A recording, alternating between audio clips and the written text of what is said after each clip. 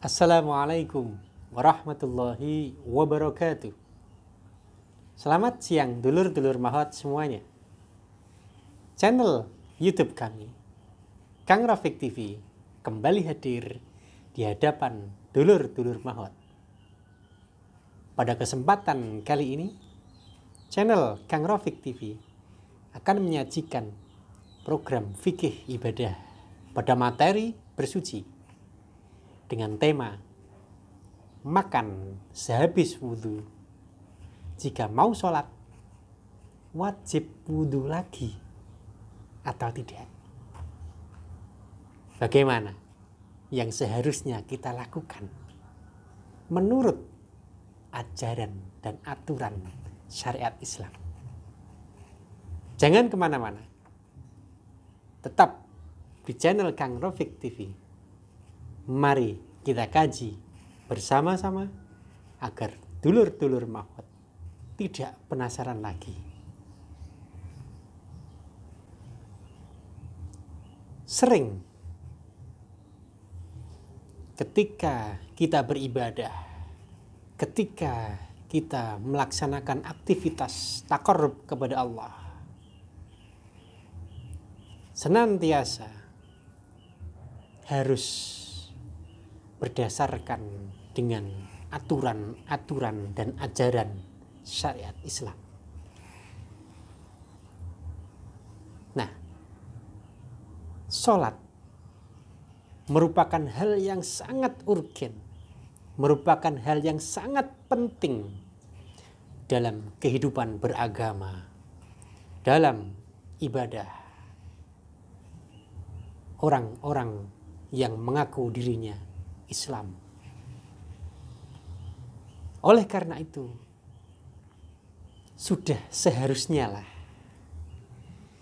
sholat kita kaji dengan sebenar-benarnya aturan dan kaidah-kaidah yang sesuai dengan koridor syariat Islam.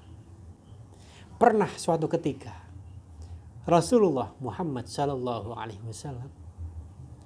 itu ditanya oleh para sahabat, "Ya Rasulullah, ayyul a'mal afdal?" Wahai Rasulullah, amal apakah yang paling utama itu? Apa jawab Rasul? As-salatu ala waqtiha. Salat di dalam waktunya. Nah, dulur-dulur mahot semuanya, aturan yang menjelaskan tentang syarat sahnya salat adalah wudhu. Wudhu itu harus dilakukan oleh seseorang yang akan melakukan ibadah sholat. Ketika seseorang itu telah berwudhu, mengetahui syarat sahnya wudhu, maka orang tersebut telah melakukan hal yang menjadi sah dan terkabulnya sholat. Dulur-dulur mahot semuanya, perihal wudhu, pernah suatu ketika itu Kang Rafiq ditanya oleh kebanyakan para netizen lah, "Kang, bagaimana ini hukumnya tentang seseorang yang telah melakukan wudhu, kemudian dia makan, kemudian dia minum? Apakah mengulang apakah batal wudhunya? Kebanyakan netizen itu bertanya seputar wudhu kemudian makan.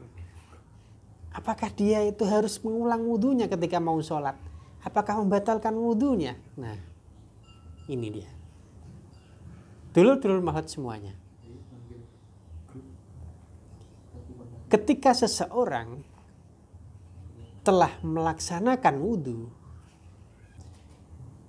dia makan atau minum, maka tidak usah dia mengulangi wudhunya. Karena yang membatalkan wudhu itu bukan makan atau minum. Akan tetapi yang membatalkan wudhu ada beberapa hal yang nanti insya Allah pada konten berikutnya akan kita kaji, akan kita ulas terkait dengan hal-hal yang membatalkan wudhu. Jadi ketika makan, minum itu tidak bisa membatalkan wudhu. Wudhunya tetap sah, wudhunya tetap ada. Akan tapi cukup dengan berkumur. Fungsinya apa berkumur ini? Fungsinya berkumur ini menghilangkan sisa-sisa makanan yang ada di dalam mulut. Ketika sudah hilang sisa-sisa makanan, sisa-sisa minuman yang terasa di dalam mulut, ketika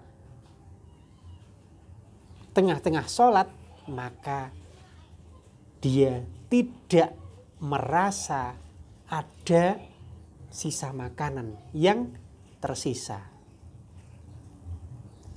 Tidak ada sisa makanan yang terasa ketika dalam sholat. Oleh karena itu, ketika dalam sholat terasa makanannya, maka sholatnya batal. Akan tetapi tidak membatalkan wudhu. Nah ini perlu digarisbawahi bahwa tidak membatalkan wudhu. Adapun syarat wudhu yang tertera dalam kitab-kitab Mu'tabarah itu sudah dijelaskan secara gamblang. Termasuk syarat sahnya wudhu, yaitu apa? Tayakkona bihil hadas. Seorang yang wudhu itu harus yakin bahwa dia menanggung hadas. Kenapa dia yakin menanggung hadas? Karena ketika sholat itu harus suci dari hadas dan suci dari najis. Dua hal yang berbeda.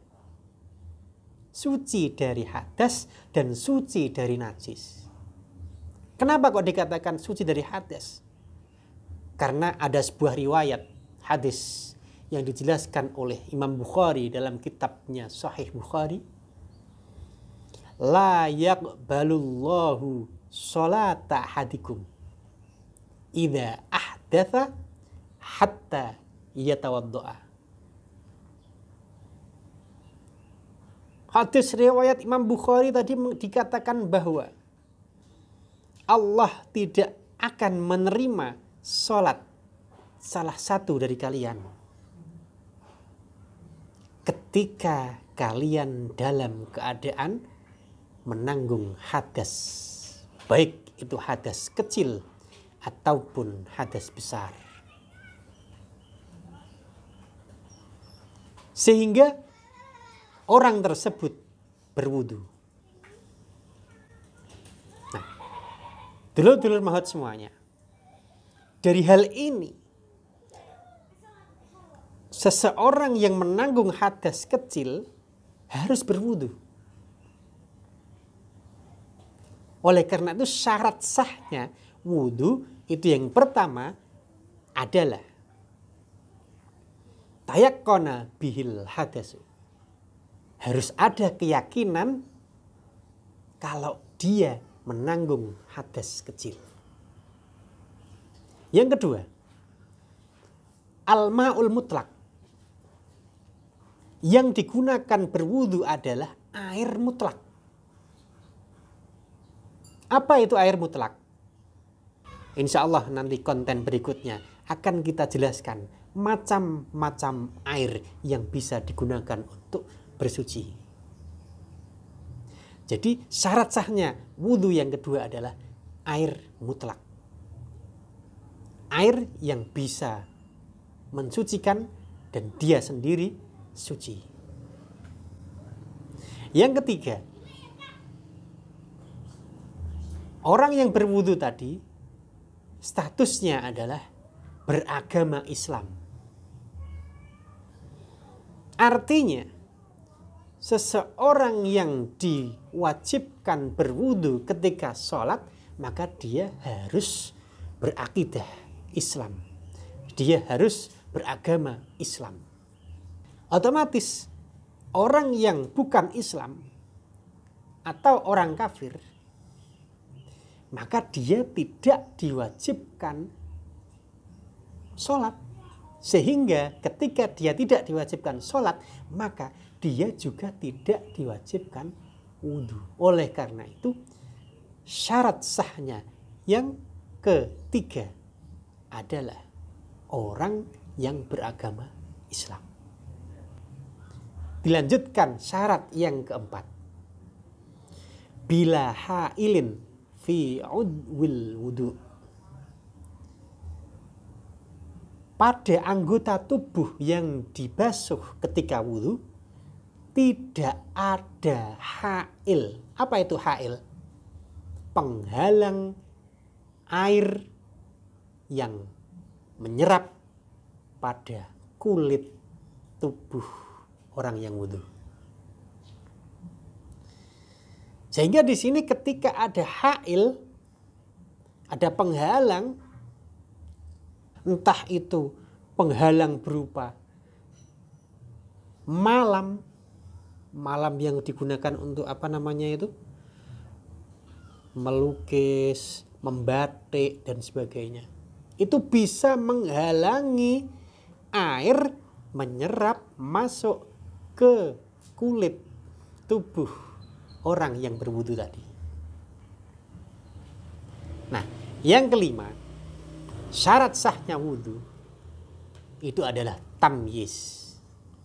Apa itu tamyiz? Tamyiz adalah orang yang sudah bisa membedakan antara baik dan buruk. Ini makanan, ini hal yang membahayakan. Ini telek kucing, iki roti bakar. Wes iso bedakno, kuwi jenenge tamyiz. Oleh karena itu, syarat sahnya wudu yang kelima adalah tamyiz. Orang yang bisa membedakan hal-hal yang baik dan buruk. Sehingga bisa kita simpulkan bahwa wudu itu tidak bisa dibatalkan dengan makan dan minum. Kenapa? Karena makan dan minum adalah hal yang lumrah dilakukan oleh manusia dan tidak ada syariat yang mengatakan bahwa pembatalan wudu adalah makan dan minum. Jadi dulur-dulur maut semuanya, bisa dikatakan bahwa hal ini, pertanyaan yang diajukan oleh netizen terkait dengan makan dan minum setelah wudu tidak membatalkan wudu. Kalau mau sholat, maka cukup dengan berkumur. Fungsinya untuk menghilangkan sisa-sisa makanan yang ada di dalam mulut. Demikian kajian tentang fikih ibadah pada materi bersuci kali ini. Semoga program fikih ibadah yang Kang Rafiq sajikan bisa menambah ilmu dan pengetahuan dulur-dulur mahot semuanya. Program request dulur-dulur mahot akan mengkaji materi-materi yang diinginkan oleh dulur-dulur Mahot semuanya melalui kolom komentar pada konten-konten channel Kang Rofik TV.